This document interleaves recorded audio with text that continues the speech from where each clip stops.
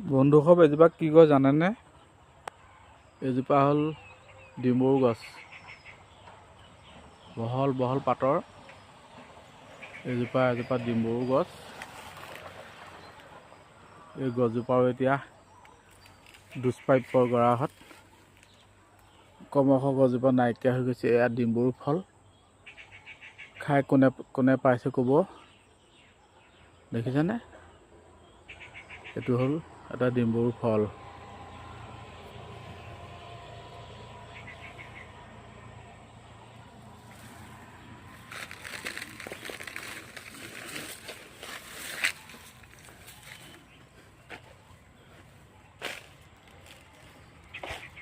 এজোপা ডিম্বৰু গছ বন্ধুসব চাওক এবাৰ।